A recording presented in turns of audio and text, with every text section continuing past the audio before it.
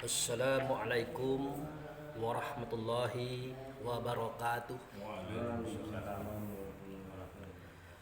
Alhamdulillah wa syukurillah lillahi ta'ala la rahmatillahi alaina aina fiza subahi adana fizal musalla insyaallah rahmatullahu alaina wa ala nabil karim Muhammad sallallahu alaihi wasallam hayya salimu alaih Allahumma sholli ala Muhammad wa ala ali Muhammad amma ba'du.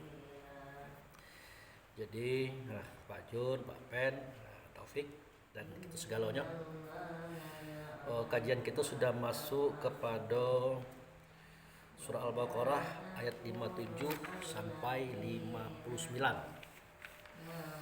Nah, di 57 itu ada kalimah yang berbunyi A'udzubillahi minasyaitonirrajim. Bismillahirrahmanirrahim. Wa zalalna 'alaikumul ghammamah wa anzalna 'alaikum manna wassalwa kulu min thayyibati ma razaqnakum wa ma zallamuna walakin kanu anfusahum yazlimun. Sadaqallahu. Jadi ayat itu menceritakan kepada kita bahwa di zaman Nabi Musa dahulu, sambungan cerita kemarin, mereka itu kan hidupnya kan di padang pasir itu. Di padang pasir karena situasi dan kondisi ya alam. Jadi pohon-pohon tidak ada di situ. Batang-batang tidak ada. Kalau ada juga jauh. Nah, Allah Subhanahu wa Ta'ala itu tidak segan-segan kepada mereka Bani Israel menunjukkan kekuasaannya, yaitu membuat awan di atas mereka itu. Awan. Jadi tidak kepanasan. Makanya terjemahan daripada ayat itu Pak Pen coba dibaca. Wa zalalna 'alaikum ghammama, dan kami menaungi kamu dengan awan, dan kami menurunkan kepadamu man dan salwa. Makalah makanan yang baik dari rezeki yang telah kami berikan kepadamu, maka tidak menzalimi kami, tetapi justru mereka lah yang menzalimi diri sendiri. Jadi wazalalna 'alaikum ghammama, artinya kami berikan mereka itu perlindungan. Kami buatkan atap bagi mereka itu berupa awan biar mereka tidak kepanasan, sejuk, dingin. Karena awan itu mengandung air, Pak Jun. Mengandung air berarti awan itu tidak terlalu jauh lah daripada permukaan bumi saat itu kan. Biar mereka itu merasa dingin. Nah, kemudian ya mereka kan tidak sempat jualan itu, Pak. Tidak sempat dagang karena kan mereka kan baru diusir. Baru lari dari Mesir tadi melewati Laut Merah. Jadi mau makan apa dia? Di padang pasir ini. Tidak ada makanan. Nak bertanam apa? Tidak ada. Nah, oleh karena itulah kenapa Allah menjadikan awan itu dekat dengan mereka menjadi atap, dan tiba-tiba dari awan itu turunlah semacam hidangan, Pak. Kalau istilah kita itu sudah ada mejanya, sudah ada kursinya, di atas meja itu sudah ada hidangan berupa mana dan salwa. Jadi sebenarnya kalau tukang sulap kan untuk menunjukkan keahliannya kan ditutup dengan kain dulu, Pak, biar tidak nampak trik kejadiannya. Tapi kalau Allah menutup kekuasaannya itu dengan awan. Dibuatkan awan tebal-tebal kan. Dari balik awan di atas itu turunlah hidangan, makanan berupa mana dan salwa. Mana dan salwa itu artinya gulai burung, Pak. Atau goreng burung. Atau panggang burung dan juga ikan. Dan berbagai macam buah-buahan dan berbagai macam minum-minuman. Nah itu Allah tidak segan-segan menunjukkan itu kepada mereka supaya mereka itu beriman. Ya kita aja mau ngomong kita buat jualan pagi-pagi baju atau malam, kita jual pagi, tahu-tahu laris kan? Ada rasa syukur gitu. Ini mereka tidak bisa buat apa-apa karena mereka baru keluar dari Mesir, baru menyeberangi Laut Merah, belum punya kampung, belum punya negeri, mau makan apa. Jadi Allah sangat tahu persoalan ini. Makanya Allah berikan mereka itu makan gratis. Istilah Pak Prabowo itu makan siang gratis. Nah, ini bukan makan siang gratis. Ini selama setahun, Pak. Selama setahun diberikan makanan gratis. Sampai mereka itu fit, mereka itu siap, sampai mereka itu punya wawasan yang tenang lah untuk mencari perkampungan dan negeri, biar mereka itu membangun negeri kembali. Setahun, Pak. Jadi mereka itu diberikan makan makanan enak, goreng burung, panggang burung, ikan, macam-macam dan sebagainya itu. Tentu timbul dalam pemikiran kita, bagaimana mungkin itu bisa terjadi? Nah kalau sudah Allah yang bekerja, ya tidak mungkin ada pertanyaan lagi, Pak. Karena Bunda Maria atau Siti Maryam juga pernah mengalami yang seperti itu. Tapi bukan makanan nasi lauk pauk. Beliau sewaktu diasuh oleh Nabi Zakaria, beliau tuh tinggal di dalam mihrab seperti itu. Dikunci, Pak, tidak boleh keluar dan tidak boleh orang masuk. Jadi kuncinya itu dipegang oleh Nabi Zakaria, paman beliau. Jadi setiap Zakaria masuk, ditengok oleh Zakaria, ada anggur, ada apel, ada makanan, ada yang jelas semacam makanan pokok lah mereka waktu itu kan, mungkin roti atau apa. Jadi Zakaria diam aja dulu, sekali tengok. Pas Zakaria masuk lagi ngecek beliau 2 kali. Yang ketiga kali ditanya, wahai Maryam, itu makanan dari mana? Nah itu. Dijawab oleh Maryam, itu makanan dari Allah. Dia yang mengantarkan ke sini. Tapi si Zakaria tidak menanyakan bagaimana proses muncul. Karena Zakaria tahu bahwa Allah punya rahasia Allah tidak usah dicukil-cukil gitu, tidak usah dicari-cari. Pahami sendiri gitu. Maryam juga tidak menjelaskan itu. Tapi yang dia tahu, seketika dia duduk bertafakur, berzikir, pas selesai, tahu makanannya ada. Nah, cerita ini bukan hanya cerita para nabi, bukan hanya cerita para rasul dan orang-orang soleh, itu bisa terjadi dengan kita juga, Pak Haji.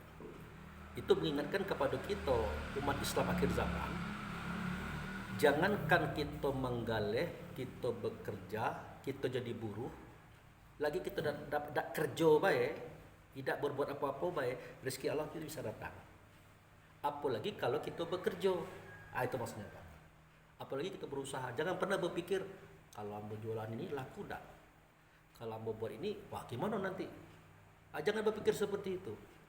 Karena Allah jauh-jauh hari mengajarkan kepada kita, barang tidak bekerja pun kalau memang itu harus terjadi, Allah datangkan. Ini salah satu bentuk motivasi ekonomi dalam kehidupan kita hari ini. Jadi kita balik ke cerita si Bani Israel dengan Nabi Musa tadi. Jadi setelah awan dibentangkan, di atas awan itu turun mana dan salwa selama setahun. Nah, jadi kata Allah, makanlah dari rezekiku ini yang baik-baik untuk kamu sekalian. Jadi Allah bersuara berkata melalui Rasul bersuara berkata melalui Musa kepada Bani Israel. Makan mereka itu, Pak, bersenang-senang. Ya nyari duit tidak, bekerja tidak, tiba-tiba ada makanan kan, pagi siang malam seperti itu. Tidak habis-habis di meja itu. Nah, pengalaman ini jangan pernah kita berpikir berarti sehari itu 3 kali turun, Pak Abu. Tidak, sekali turun makanan itu tidak pernah habis-habis. Cuman disampaikan oleh Nabi Musa, jangan pernah menghitung makanan di atas meja itu. Nah, pengalaman ini pernah dialami oleh Nabi Muhammad dan sahabat, yaitu Abi Hurairah. Jadi Abi Hurairah ini sahabat Rasulullah yang miskin, Pak. Miskin, susah kan.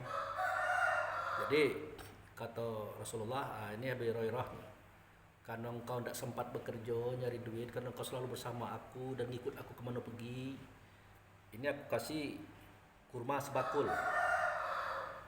Kasihlah kepada anak dan istrimu. Tapi pesan aku adalah kurma ini jangan hitung, letakkan di suatu tempat, ambil.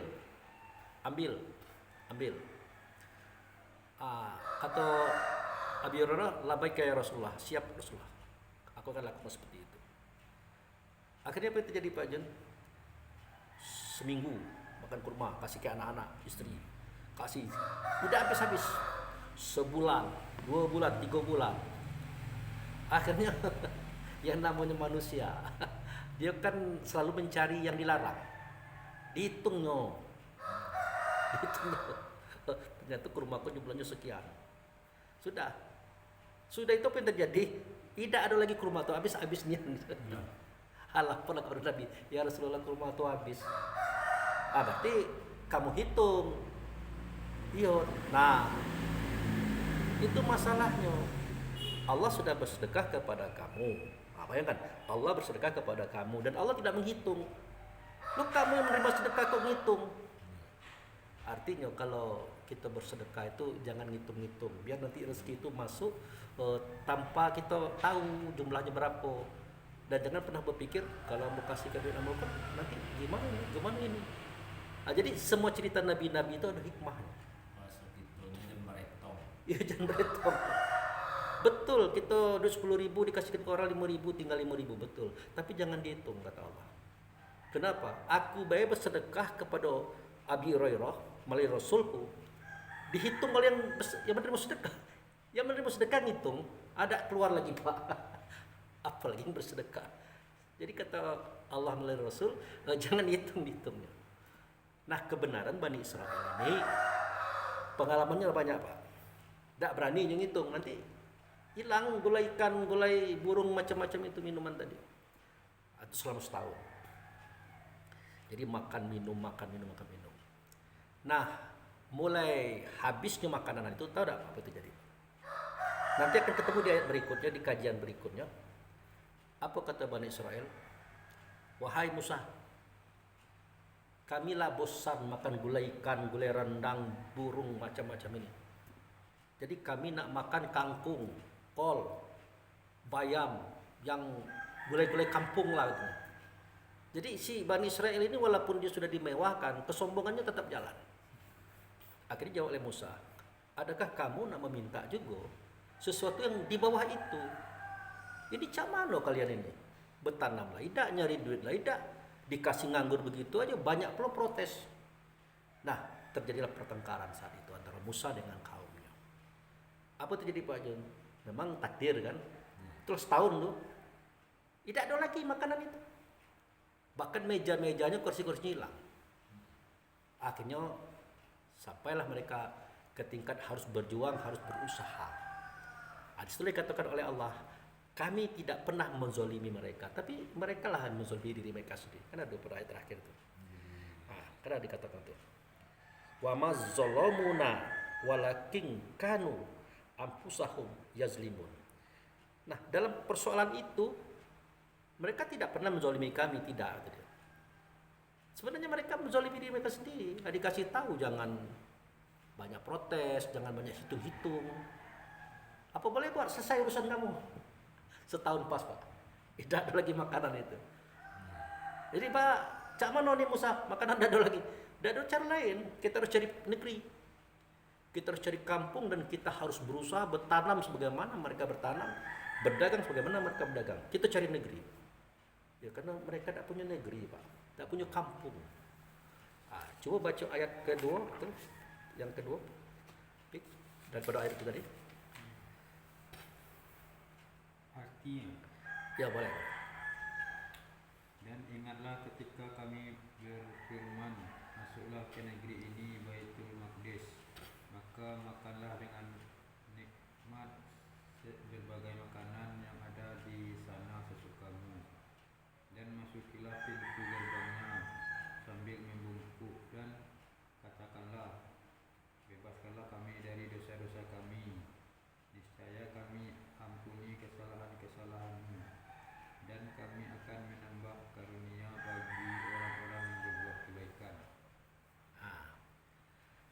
Itu kan ramah bahasanya tuh. Ramah kan? Masuklahnya. Wa iz qulna dakhulu hazihil qaryah. Masuklah kamu ke dalam perkampungan ini. Fakulu minha haitsu syi'tum ragadan. Kamu makanlah apa yang baik yang ada di dalamnya. Kalau mak jadi orang Pak Jun. Masuk ke kampung orang, ada makanan makanlah sesuka kalian. Bersyukurlah. Apa semudah itu? Tidak Pak. Kebetulan di situ namanya Baitul Maqdis. Kalau cara orang kini itu Palestina sekarang itu Pak. Nah, jadi kata Nabi Musa kita harus memasuki negeri itu. Masuki negeri itu. Jadi bagaimana kita bisa masuk?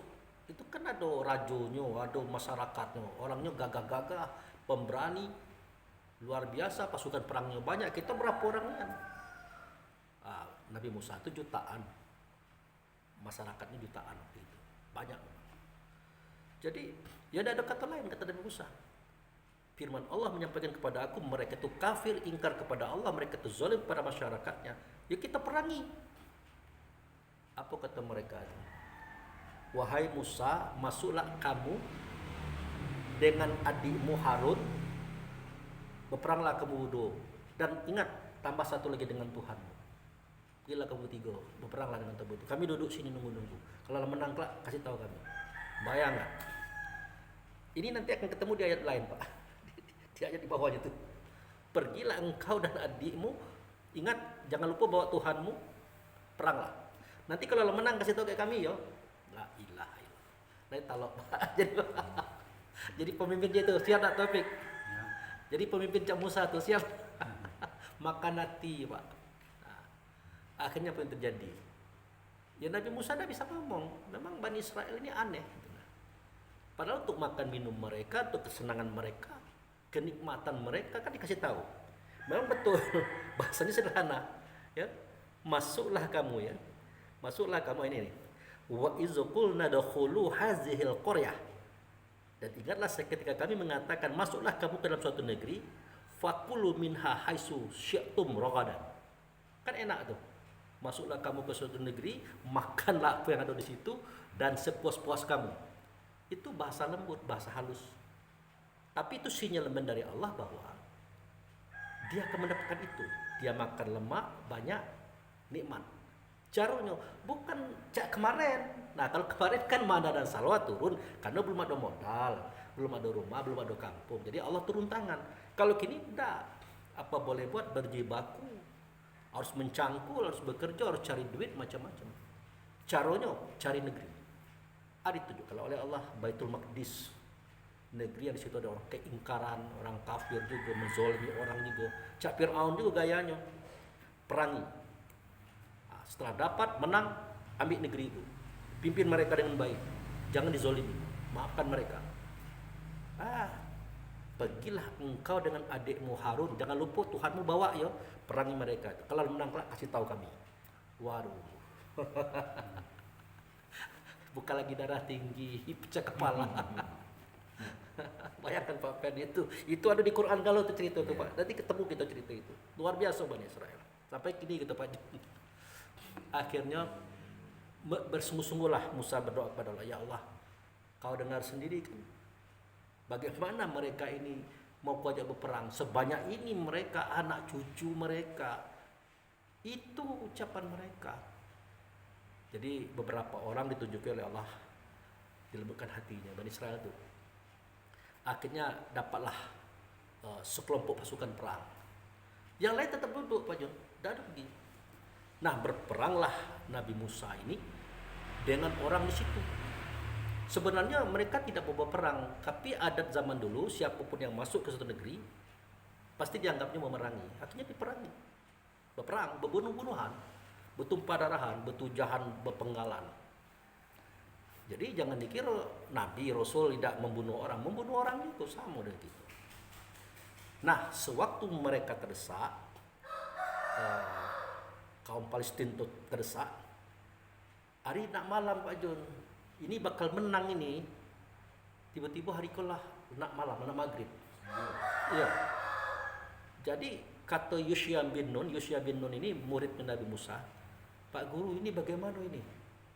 Ini kalau seandainya malam kita tidak bisa ngejar mereka dan kita bisa kalah nih, kita kan dikepung. Tunggu sebentar kata Musa. Jadi Musa bertanya kepada Allah, bagaimana nih ya Allah? Ada perintah, tarik matahari itu ke belakang. Itu. Tarik matahari itu ke belakang. Apa terjadi? Siang lagi Pak, siang lagi, terang lagi. Iya, terang lagi. Berputar bumi itu. Berarti sedunia itu bergerak. Oleh karena kasus Musa itu. Baru dikejar mereka. Akhirnya orang-orang itu kalah. Tunduk dan menyerah. Minta ampun, jangan dibunuh kami, jangan dihabisi kami macam-macam. Kata Musa, kami tidak akan membunuh kalian. Kami tidak akan menyakiti kalian. Tapi yang memimpin kami. Jangan kalian lagi, kalian zolim. Masuk, mentang-mentang kalian gerot, kuat gagah, masyarakat dizolimi. Sudahlah di Mesir cak itu, kamu cak itu juga. Oke lah, sudah. Musa mimpin. Apa yang terjadi? Bani Israel yang nunggu di pintu tadi masuk nih. Masuk. Mulai dia bergaya lagi. Dibagilah oleh Musa daerah-daerah irigasi. Itu kan tempat bertani, iko dan macam-macam dikasih. Bani Israel itu ada 12 suku, Pak. Karena yang disebut Israel itu Nabi Yakub. Nabi Yakub itu gelarnya Israel. Nah, anaknya itu 12 orang, termasuk Nabi Yusuf dan anak beliau. Jadi Bani Israel itu ada 12 suku. Nah, sewaktu nak dibuat sawah, kebun macam-macam itu, si Bani Israel ini kan pintar tapi keras. Cak mana nak berkebun air dado segala dado. Kata Musa, kelak dulu sabarlah. Jadi oleh Musa ditanya lagi kepada Allah, bagaimana nih Allah, memang nak berkebun air dado segala dado. Diperintahkan oleh Allah, hai Musa, itu ada batu gedang. Di tengah-tengah tanah itu ada batu gedang. Pukul. Bismillahirrahmanirrahim. Tak, tak, tak 3 kali. Tiba-tiba keluarlah 12 mata air. Dari 12 mata air itu dialirkan ke kebun, ke sawah masing-masing. Mulailah ditumbuhkan apa macam-macam tumbuh-tumbuhan, sayur-sayuran kan. Yang uniknya lagi, air-air itu ada ikan-ikannya. Jadi sudah punya tipa-tipa. Ada ikan-ikannya. Mulailah mereka makan lagi. Benarlah kata Allah tadi, masuklah ke suatu negeri, makanlah, minumlah dengan sesenang-senang kamu dan bersyukurlah kepada Allah. Karena ini perjuangan Allah, perjuangan Rasul untuk kamu, supaya kamu bersyukur kepadanya. Sudah kan? Ulang ayat tadi, terjemahan. Sambungannya. Tak sambung yang tadi. Wa izqulna qulul tadi. Wa Qulna qulu. Terjemahannya aja. Dan ingatlah ketika kami berfirman, masuklah ke negeri ini Baitul Maqdis, maka makanlah dengan nikmat berbagai makanan yang ada di sana sesukamu, dan masukilah pintu gerbangnya sambil merukuk, dan katakanlah, bebaskanlah kami dari dosa-dosa kami, niscaya kami ampuni kesalahan-kesalahanmu, dan kami akan menambah karunia bagi orang-orang yang berbuat kebaikan. Ini Pak Jun, ini maknanya ini berbeda dengan yang ditulis di kitab Quran. Ya. Dikatakan sini kan, wadkhulu baba sujada. Masuklah kamu ke pintu negeri itu dengan sujud. Wa qulu hittah, dan katakanlah kata-kata baik. Naghfir lakum. Artinya meminta ampunlah kamu. Khotoyakum, untuk kepentinganmu. Wasanazidul muhsinin, sesungguhnya Allah akan menambah kebaikan kepada kamu. Artinya setelah mereka punya sawah, punya kebun, punya penghasilan, punya rumah itu, maka diperintahkanlah mereka itu untuk masuk ke Baitullah hakikat. Nah itu dia, masuk kaji kita kemarin. Masuk ke Baitullah hakikat, yaitu negeri Makkah, dengan sujud. Itu dia, dengan tunduk dan minta ampunlah di dalamnya. Itu sholat maksudnya Pak. Sholat. Nah, katakanlah kata-kata yang baik, artinya kata-kata yang diajarkan oleh Musa. Tetapi orang zalim di antara mereka merubah kata-kata itu. Bukan ya Allah ampunkanlah kami atau ya Allah berikanlah kami ampunan, tetapi ya Allah berikanlah kami gandum. Kata mereka. Jadi setelah mereka makmur, diperintah oleh Allah supaya mereka itu sholat, masuk ke negeri Bakah, bertemu dengan Allah dan Rasul situ, dan katakanlah kata-kata yang baik, meminta ampunlah, dan jangan mengatakan kata-kata lain. Tapi itu terjadi bukan meminta ampunan, tapi minta gandum. Artinya diganti kata-kata itu. Nah, ini menceritakan kepada kita bahwa itu terjadi zaman sekarang, Pak. Seketika Rasulullah mengatakan, wa min hadisu kharajata fawali wajhaka satrul masjidil haram. Dari mana saja kamu keluar, dimanapun kamu berada, hadapkanlah wajahmu ke Masjidil Haram. Nah, sudah fatakhizu min maqam Ibrahim shalah. Ambil sebagai maqam Ibrahim. Kamu sholat di situ dalam rasa kamu, ingatan kamu, kesadaran kamu. Hadapkan wajah pada Ka'bah sebagai tanda Baitullah. Nah, ucapkanlah kata-kata baik, artinya Allahu Akbar sampai salam. Kemudian memohon ampunlah. Jangan diganti kata-kata itu. Adik kita ganti, Pak. Kita ganti dengan apa? Allahu Akbar. Nanti itu rapat jam berapa? Kira-kira siapa kalau itu yang memimpinnya? Aku bahasannya dan macam-macam. Itu di dalam sholat. Nah, itu. Sudah itu kalau ibu-ibu arisan nanti kira apa ya snacknya? Sehingga Assalamualaikum warahmatullahi wabarakatuh. Itu isinya, Pak.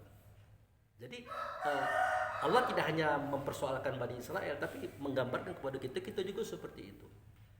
Makanya sampai Allah mencemooh. Dikatakan, adakah patut kamu suruh manusia, itu bahasa Indonesianya kan, kalau bahasa Arabnya, at-ta'murunan nasa bil birri wa tansawna anfusakum wa antum tatlul kitab afala ta'qilun. Adakah patut kamu suruh manusiamu tegak seperti alif, rukuk seperti ha, sujud seperti mim, duduk seperti dal, sedangkan kamu lupa diri, pergi ke mall, pergi ke sawah, pergi ke pasar, macam-macam.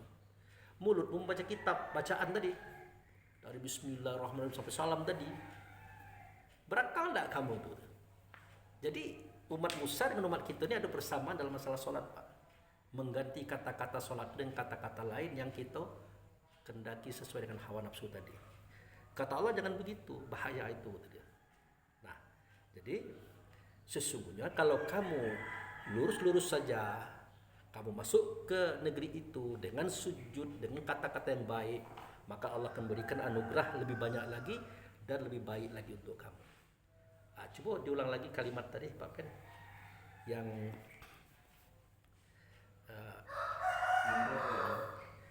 ayat 58 ya. Nah. Dan ingatlah ketika kami berfirman, masuklah ke negeri ini Baitul Maqdis, maka makanlah dengan nikmat berbagai makanan yang ada di sana sesukamu, dan masukilah pintu gerbangnya sambil membungkuk, dan katakanlah, bebaskanlah kami dari dosa-dosa kami. Niscaya kami ampuni kesalahan-kesalahan, dan kami akan menambah kurnia bagi orang-orang yang berbuat kebaikan. Ya. Jadi ini kan sudah diceritakan tadi itu kan, tidak semudah itu memasuki negeri itu tadi kan. Tadi itu ada orang juga kan, dan terjadi peperangan pembunuhan. Walaupun di situ ada pelecehan kaum terhadap Musa. Pergilah kamu dengan adik kamu, ajak Tuhan, jangan lupa, perangilah mereka. Dalam menang nanti panggil kami. Nah, itu syariatnya. Tapi sejatinya setelah itu mereka menang, negeri itu diraih, maka Allah dan Rasul memerintahkan supaya mereka itu memasuki negeri Bakah dengan tunduk. Tunduk. Ini sebagai isyarat kayak kita, Pak John, sholatnya zaman mereka itu cuma rukuk, Pak. Ya. Jadi tidak semua nabi-nabi itu seperti kita sholatnya. Jadi di antara hamba-hamba Allah itu dari Nabi Adam sampai Nabi Muhammad, ada yang sholat itu cuma tegak aja, Pak. Ada yang ruku aja. Ini ketahuan ini, merunduk ini. Berarti Nabi Musa ini sholatnya merunduk. Nanti ada hubungannya dengan orang Jepang nih Pak. Ada yang sholatnya sujud baik, ada sholatnya yang duduk baik, ada yang sholatnya sambil berjalan. Itu Nabi Isa. Namun sholat doimun. Jadi sambil berjalan sambil bekerja dia sholat. Itu Nabi Isa. Nah, jadi kaum Nabi Musa ini sholatnya ruku. Nah, itu. Itulah makanya nanti seketika Nabi Musa ini udah capek ngurusi kaum ini Pak. Ya dari awal sampai akhir kan Bapak dengar ini cerita mereka Bani Israel ini kan dikatakan kurang ajarnya berilmu. Kajinya tinggi, tapi memang agak lain ini. Akhirnya ketemu saya, Allah, aku udah capek, udah lelah. Kalau kaji lah sudah, ilmu lah sudah, amalan lah sudah, mukjizat lah banyak. Mungkin di semua nabi-nabimu, mukul yang paling banyak mukjizat yang keluar, tapi masih cak iko juga orang. Jadi apa mau Musa? Aku pensiun dini lah. Pensiun dini aja lah, capek aku dengan tadi. Tidak selesai urusan aku nih. Ya kebenaran Nabi Musa ini kan punya istri dan kan tidak punya anak dia. Oke lah Musa kalau begitu. Nah waktu itu mereka berada di suatu benua. Waktu itu benua itu gedang Pak, tidak pecah-pecah cak kini Pak. Posisinya itu di Jepang sekarang. Jadi sudah itu pamitlah Musa ini dengan kaum-kaumnya, terutama dengan murid-muridnya yang taat kayaknya kan. Katanya Ambo sudah selesai urusan Ambo mau nak balik. Jadi tolonglah Harun kau pimpin mereka ini, Joshua pimpin mereka ini dan seterusnya. Karena bola ini mau pensiun. Jadi nak kemana? Ya mau nak kembali kepada Tuhan Ambo. Di mana posisinya? Pokoknya kalian tidak usah tahu. Tapi Ambo akan pergi ke arah matahari terbit. Jadi sampai waktunya di pagi hari matahari terbit, Musa berjalan. Diikuti oleh kaumnya yang setia. Kata Musa jangan, tak boleh. Sudah itu Musa itu hilang Pak. Hilang. Tapi Nabi Muhammad tahu di mana kuburannya, di pasir yang putih. Kuburannya di situ. Beliau dimandikan, disolatkan dan dikuburkan oleh para malaikat. Nah, sejak saat itu orang-orang yang taat setiap pagi, setiap sore dia menghadap matahari seperti ini. Karena diperintah ruku oleh Musa. Ruku atau tunduk itu kan ruku dia. Nah, dia itu bukan menghormati matahari, tapi menghargai Allah atas nama Musa. Dan Musa pun arahnya ke situ. Lama-lama diartikan beda. Maka disebut dengan menyembah matahari, padahal bukan. Begitulah cerita tentang ya kita sebut agamanya ya, mereka tidak memakan sapi Pak. Mereka tidak memakan sapi. Akhirnya melama mereka katakan sapi itu binatang keramat, binatang religi, menjurus kepada ketuhanan juga. Itu kan cerita Bani Israel juga itu. Nanti apa ketemu di Al-Quran itu? Karena kerengkangnya, karena membangkangnya si Bani Israel ini kami haramkan lemak sapi untuk mereka. Nah kalau lemak sapi berarti meliputi daging sapi. Akhirnya mereka tidak makan sapi lagi. Ujung-ujungnya muncullah cerita tentang sapi itu adalah erat hubungan dengan ketuhanan. Padahal bukan itu. Si Bani Israel juga menjawabkan itu. Kelompok Nabi Musa ini. Nah itu. Terus baca ayat berikutnya. Di mau 9. Terjemahnya kan? Iya terjemahnya. Lalu orang-orang yang zalim mengganti perintah dengan perintah lain yang tidak diperintahkan kepada mereka. Maka kami turunkan malapetaka dari langit kepada orang-orang yang zalim itu, karena mereka selalu berbuat fasik. Jadi inilah yang Ambo ceritakan tadi. Seketika mereka sudah memasuki negeri, mereka disuruh tunduk, beristighfar, berterima kasih, minta ampun macam-macam. Semua itu diganti oleh mereka dengan kata-kata lain. Dalam masuk itunya, dalam sholat itu mereka tidak ingat Allah, tidak ingat Rasul, tapi ingat urusan dunianya. Maka mereka mendapatkan azab dari langit atas semua kezaliman mereka. Nah kalau kita tidak zalim kepada orang, tidak zalim, tapi zalim kepada diri sendiri. Seketika kita ingin berjalan menuju Allah, ya dengan sholat tadi, itu kan belajar mati itu. Tapi kita justru kemana-mana. Di sini ketahuan Pak, sholat itu, makanya kata Nabi, antamutu qablal maut, matilah kamu sebelum mati. Jadi bertanya Abu Bakar, apa itu ya Rasulullah maksudnya? Ya matikanlah hawa nafsumu, matikanlah keberadaan dirimu saat itu. Apa itu ya Rasulullah? Sholat. Nah, jadi waktu sholat itu kita matikan hawa nafsu kita matikan angan-angan kita berhadapan langsung dengan Allah. Jangan ada masuk-masuk yang lain. Nah kalau masuk-masuk yang lain, kita akan zolim terhadap diri kita sendiri. Kita akan mendapat azab. Nah ini terdapat di surat Al-Anfal ayat 35. Wa makana sholatahum inal bait mutaka wa tasjih fazuku azaba bima kuntum takfurun. Sholat mereka yang tidak di Baitullah sama dengan bersiul-siul saja dan bertepuk tangan rasakan oleh kamu azab karena kamu kafir. Nah itu dia. Kita sudah sholat diazab Allah juga. Kita sudah sholat dikafir-kafirkan Allah juga. Kenapa? Karena kita tidak sholat, kita pergi kemana-mana. Nah, maka nanti ada pelajaran. Kita bayangkan Masjidil Haram, kita bayangkan Ka'bah, kita merasa di depan itu dan tidak boleh kemana-mana. Dan tidak boleh masuk yang lain-lain dalam pemikiran kita. Kalau masuk yang lain dari pikiran kita, maka sholat kita terganggu. Kenapa? Di tempat yang mengalir air di bawahnya, itu kan air Zam-Zam, Pak. Kalau di situ kan Al-Kausar, dicabut penyakit hati. Wa naza'na ma fis sudurihim min ghillin tajri min tahtiha al-anhar. Di tempat yang mengalir air di bawahnya, di situlah aku cabut penyakit hati mereka. Sehingga mereka itu lama-lama hilang kebencian, hilang iri dengki, senang menengok orang kan, orang berhasil dia senang, orang susah dia sedih. Itu sehat dia, sehat rohaninya, sehat jasmaninya. Karena kalau rohani sehat, jasmani pasti sehat. Nah kalau tidak dicabut oleh Allah, makanya dikatakan sholat mereka yang tidak di Baitullah itu sama dengan bersiul-siul saja. Bacaan bagus, makhraj bagus, irama bagus, sama bertepuk-tepuk tangan saja. Rasakan oleh kamu azab. Azab apa? Azab penyakit hati. Kenapa? Penyakit hatinya tidak dicabut. Itu. Kenapa? Bima kuntum takfur, karena kamu mengingkari aturan Tuhan. Karena kamu mengingkari prosedur sholat seperti yang diatur oleh Tuhan. Nah itulah kira-kira nanti yang akan kita pelajari. Kalau gini oke lah, kita sedang berjalan kan. Kalau ada keliru dikit, salah dikit, tidak apa-apa lah. Yang penting kita terus belajar. Oke, terima kasih. Demikian, Pik, Pak, segalanya Pak Jun. Semoga bermanfaat kepada kita yang menonton video ini.